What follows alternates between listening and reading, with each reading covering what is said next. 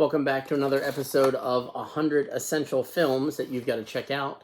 This week we're going over the 1953 Shane. I normally wait until the end to say thank you guys for watching, but I want to do a special thank you for the people that have picked up the Lucky Duck Entertainment enamel pins and some stickers. You guys are super awesome. So if you're from the group that picked up those pins and stickers, very big thank you very much.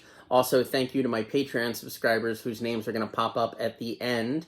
And thank you guys for taking time out of your day to watch this review. Hopefully you've hit the buttons down below, the subscribe and that little bell for the notifications. And leave some comments too. Let me know that you guys are enjoying this. This week's movie is the 1953 American Western film, Shane. I went into it a little on the fence because Westerns aren't really my thing, but I went in open-minded, figured I would give it a chance. And for the most part, I really enjoyed it. I will talk about the issue that I did have with it afterwards, but I want to give you guys a plot crunch of what Shane is about, in case you haven't seen it.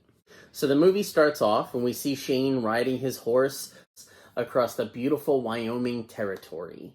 Shane is a gunfighter with a mysterious past that we don't ever really learn a whole lot about, except for his mannerisms, which lead us to believe he's probably a pretty good gunslinger.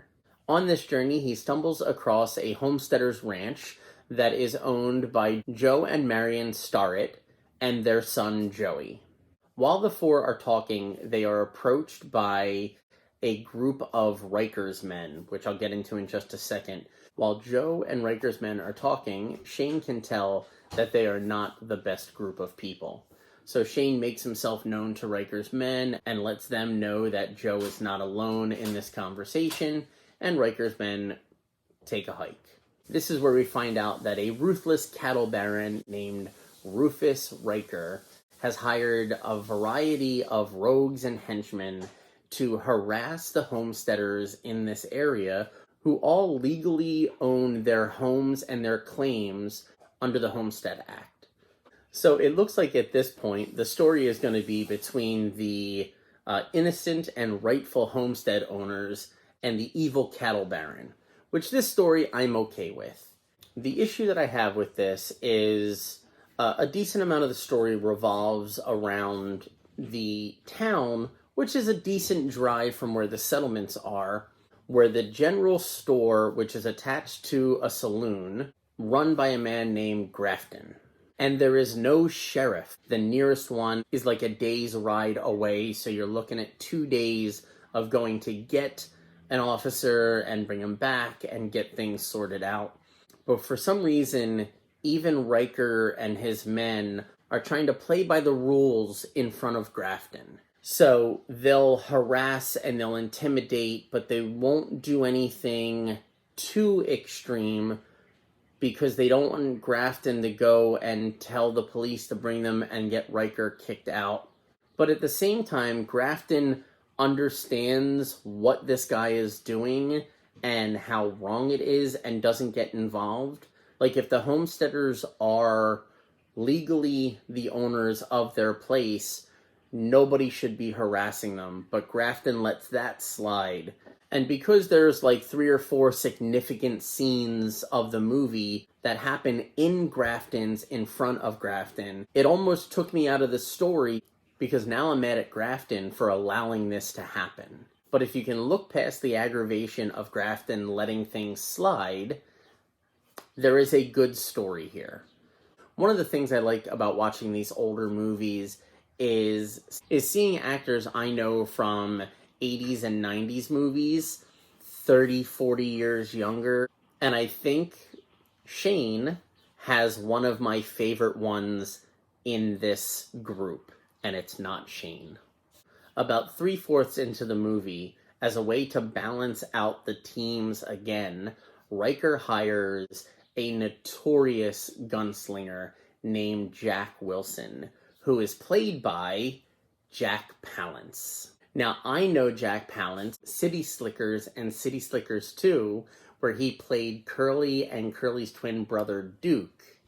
And those movies came out in 1991 and 1994. So seeing Jack as a young gunfighter in 1953 was awesome to me.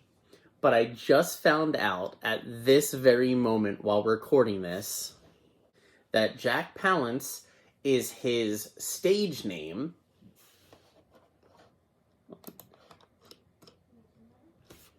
And that his real name is, and I know I'm going to mess this up, so I apologize, Voldemir Palahniuk.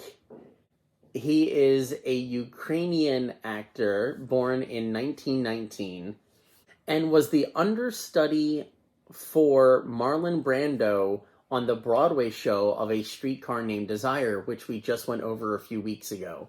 Overall, I enjoyed this movie, but I hate Grafton, so if I could take him out of it completely, I think I'd enjoy it a lot more. Which I guess says a lot, being that Westerns aren't really my thing, but I did enjoy the story and the action with this. Let me know below if you've already seen this, or if you knew Jack Palance's real name. With all of that being said, we now get to the scratching.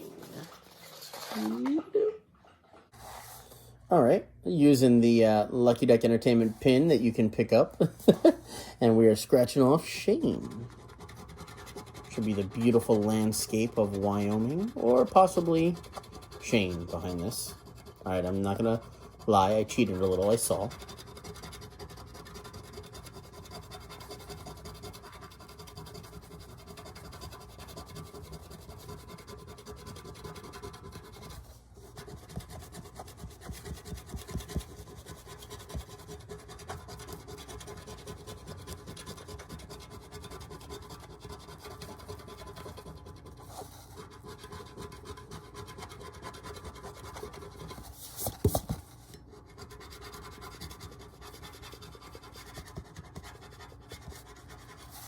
And that is Shane. So that is the scratching off of Kane from 1953. Next week, we're going to be doing On the Waterfront from 1954. Another movie I know nothing about, so I'm excited to find out what that is. I want to thank everybody again. I know I did it in the beginning, but you can't say thank you enough for taking time out of your day to watch these videos, to hit the buttons down below, to comment what your thoughts are, maybe share with a friend, wink, wink, nudge, nudge. A very special thank you to the Patreon subscribers whose names are going to pop up in a second. They also get an exclusive movie review on Mondays that aren't off a list. It's just based off whatever I watched over the weekend. And until next week, I love you all. Later days, and I'll catch you next Tuesday.